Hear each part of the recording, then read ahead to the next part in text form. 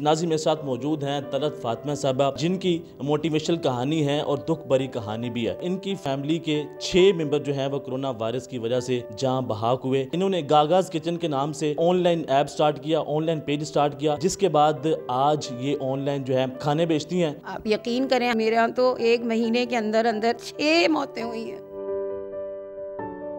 मेरे तो सब बच्चियाँ थी, मेरी भांजियाँ, मेरी बेटियाँ थी, बेटियों की तरह औलाद पाला था मैंने उन लोगों को।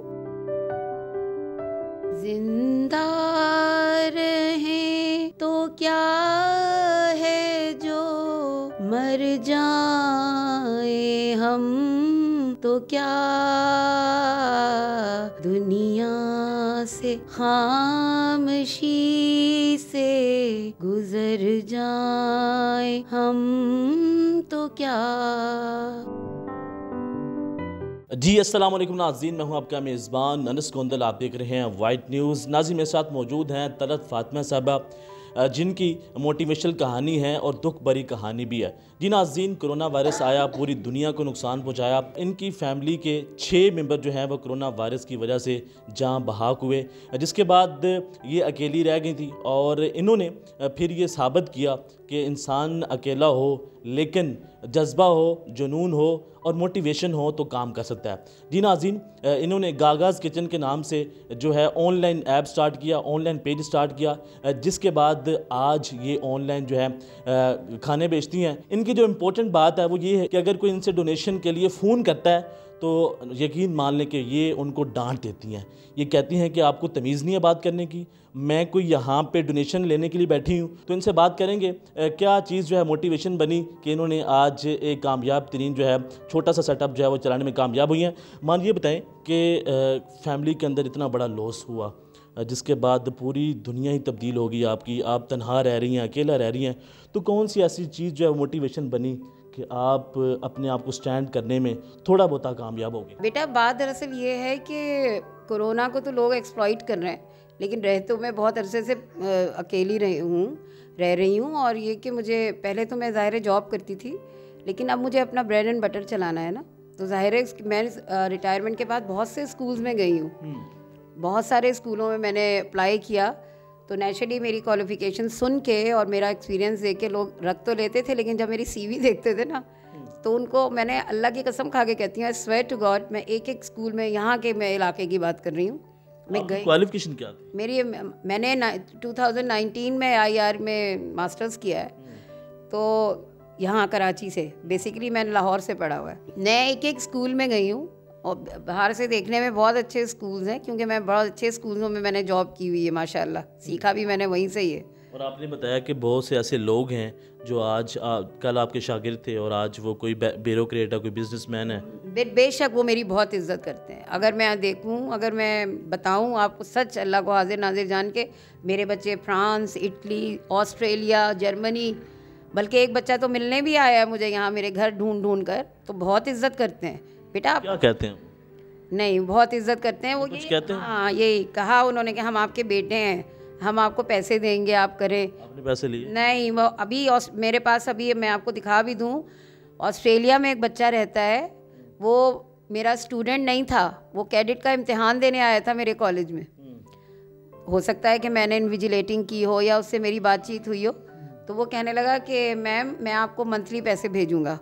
तो मैंने कहा, ऐसे तो बहुत से बच्चों ने कहा है मुझे बच्चों ने, तो मैंने कहा कि नहीं बेटा, मैं इस तरह से नहीं, हम आपके बच्चे हैं। कई लोगों ने कहा हम आपके बेटे हैं, बेटे की तरह। मैंने कहा बेटे तो सभी होते हैं, अपने बेटे भी नहीं करते। आप लोग पूछ रहे हैं, इसकी जज़ा तो अल्लाह आपको देगा, लेकिन मुझे भिखारी मत बनाएं। और वैसे भी मैं सैयदज़ादी हूँ, मुझे ज़कात खैरात वैसे भी जायज़ ही नहीं है। हाँ जी, पाकिस्तान के अंदर क्या पूरी दुनिया के अंदर जो है कोई भी जो है ना फ्री में ज़हर लेने के लिए भी तैयार हो जाता है, लेकिन आप नहीं बेटा, अल्लाह ताला कहता है ऊपर वाला हाथ नीचे वाले हाथ से बेहतर है। जब तक आपके हाथ पांव चल रहे हैं ना, आपकी सेल्फ रिस्पेक्ट भी तो कोई चीज़ होती है ना। मैंने सारी ज़िंदगी खुद किया है, मेरे अपने घर वाले भी तो करते हैं ना मेरी हेल्प।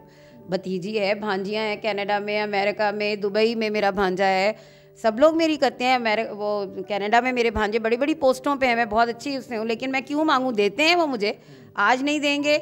एक हद होती है, सबकी अपनी अपनी फैमिली है, कुछ भी हो सकता है। मुझे तो बगैर मांगे देते हैं, मुझे कहना भी नहीं पड़ता। लेकिन एक वक्त आता है कि आपके अपने बच्चे आपको ओल्ड एज होम में डाल देते हैं, तो मैं क्यों मांगूं बेटा? जब तक आपके हाथ पैर चल रहे हैं मैं कमाऊंगी। मैं इसीलिए कहती हूँ आप लोगों की वजह से, के तवज्जुह से, कि प्लीज़ मुझे ये मत समझ के करें, हमदर्दियाँ नहीं चाहिए मुझे, आप मेरी हेल्प करें मेरे बिज़नेस में। अभी मेरा कोई सेटअप, ऑर्डर्स दें, मेरा अभी सेटअप नहीं है, मुझे अपना ब्रेड एंड बटर, मैं इतनी स्ट्रगल जो कर रही हूँ इस उम्र में, इस बीमारी में, आप मेरा करेंगे तो मेरा बिज़नेस चलेगा और मैं पे हेल्पर्स रखूँगी। आप देखें मेरा कोई भी नहीं है। अच्छा मान ये बताएं कि कितना मुश्किल था अपने आप को स्टैंड करना जब आपकी फैमिली के अंदर कोरोना की वजह से एक के बाद जो है अमवात हो रही थी, तो किस तरह अपने आप को आप ये देखें, अगर एक फैमिली मेम्बर की, किसी की भी, मैं ऑन द होल एक जनरल बात कर रही हूँ उसको संभलने में कितने दिन लगते हैं। आप यकीन करें, हमारे यहाँ तो, मेरे यहाँ तो 1 महीने के अंदर अंदर 6 मौतें हुई हैं। इन 6 में से सबसे ज़्यादा आपको मोहब्बत किन से थी? बेटा हम तो मेरे लिए तो सब बराबर हैं। मेरे तो सब बच्चियाँ थी, मेरी भांजियाँ, मेरी बेटियाँ थी, बेटियों की तरह औलाद पाला था मैंने उन लोगों को।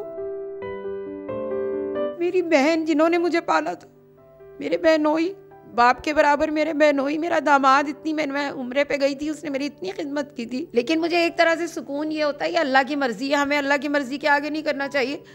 शहादत का रुतबा मिला है। लोग तो जंगें लड़ के मर जाते हैं और ये ख्वाहिश करते हैं कि हमें शहादत नसीब हो, उन्हें शहादत नसीब हुई है। ये जो सारा वाक़या हुआ है, इसके ऊपर कोई एक ऐसी गज़ल जो आप बताना चाहें, सुनाना चाहें? जिंदा रहें तो क्या है जो मर जाए हम, तो क्या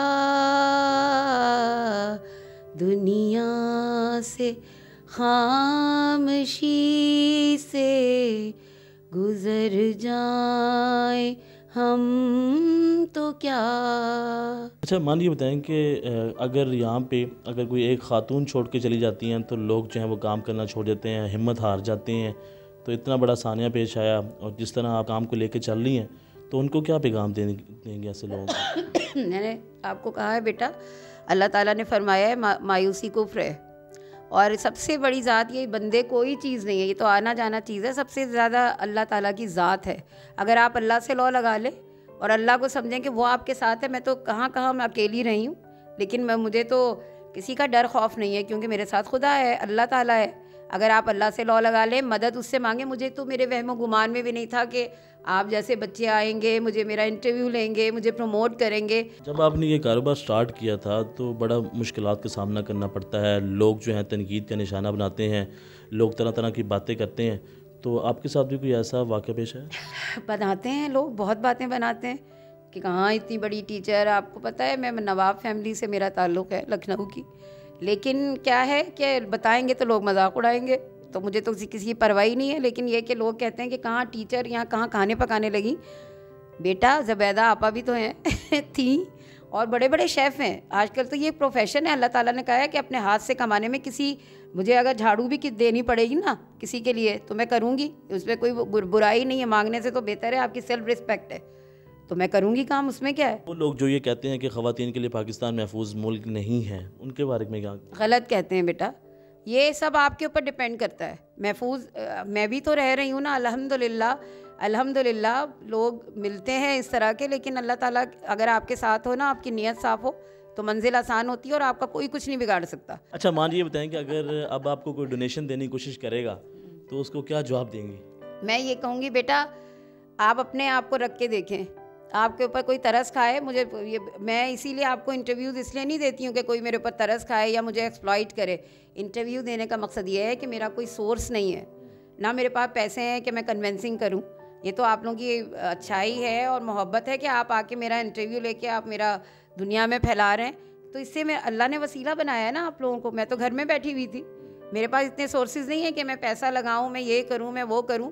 जाहिर है आपके ज़रिए मैं चाहती हूं कि मेरी प्रमोशन हो, कन्विंसिंग हो। आपके जो बच्चे हैं, आपके जो स्टूडेंट्स हैं, जो रब्ता करने की कोशिश करते हैं आपको, कोई इटली में है, कोई फ्रांस में है, तो वो ये भी कहते होंगे कि हम आपको सब कुछ देने के लिए तैयार हैं, उसमें इन टर्म ऑफ मनी किसी भी तरीके से आपकी हेल्प करने के लिए तैयार हैं। तो उनको क्या आगे से कहती हैं, आप रिप्लाई क्या करती हैं? जी बेटा बिल्कुल, कोई इटली में है, कोई फ्रांस में है, कोई जर्मनी में से तो बच्चा मिलने भी आया था। उसने भी मुझसे कहा कि मैडम मैं आपकी हेल्प करना चाहता हूँ। तो मैंने कहा बेटा आप मेरा मेन्यू देखें, आप मुझे ऑर्डर करें, मैं बेशक आपको अकाउंट नंबर दें, मैंने कहा उस शर्ट पे दूंगी जब आप मुझे बुक ऑर्डर्स देंगे। और फिर एक बच्चा जो ऑस्ट्रेलिया में रहता है, उसने मुझे यही कहा कि मैं आपको मंथली पैसे भेजूंगा। तो मैंने कहा बेटा नहीं, मैं आपका बेटा हूँ। मैंने कहा ठीक है बेटा, मैं भी आपको बच्चों की तरह, जाहिर है कि उस्ताद तो रूहानी माँ बाप होते हैं, बट आप मुझे ऑर्डर करें। तो उसने ये किया हुआ है कि उसके पेरेंट्स यहाँ रहते हैं, उनके लिए वो मंथली वीकली वो खाना वो करता है। तो अभी अब नेक्स्ट वीक का खाना जाना है, तो उसने कहा कि मैं आपको पैसे मंडे को दूंगा। मैंने कहा उस वक्त आप भेजेंगे जब मैं मेन्यू भेजूंगी, मैं अपना देती नहीं अकाउंट नंबर जब तक कि वो कोई मुझे ऑर्डर नहीं करता। जी नाज़रीन, आपने इनकी गुफ्तगू सुनी है, किस तरह मोटिवेशनल कहानी है और साथ साथ इमोशनल कहानी है, लेकिन इस सारी कहानी के अंदर एक मैसेज है कि ये किसी के सामने हाथ नहीं फैलाती हैं।